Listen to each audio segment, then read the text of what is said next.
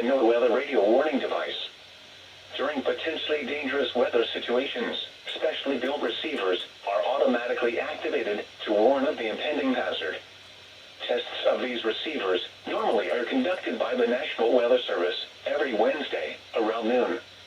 When there is a threat of or existing severe weather in the area on Wednesday, the test is postponed until the next good weather day.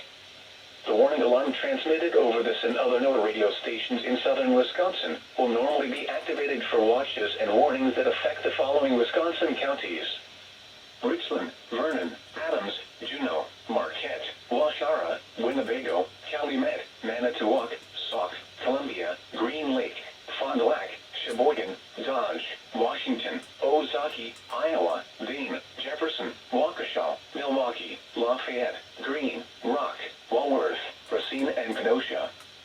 And the following Illinois counties: Stevenson, Boone, Winnebago, McHenry, and Lake. And all adjacent coastal waters of Lake Michigan.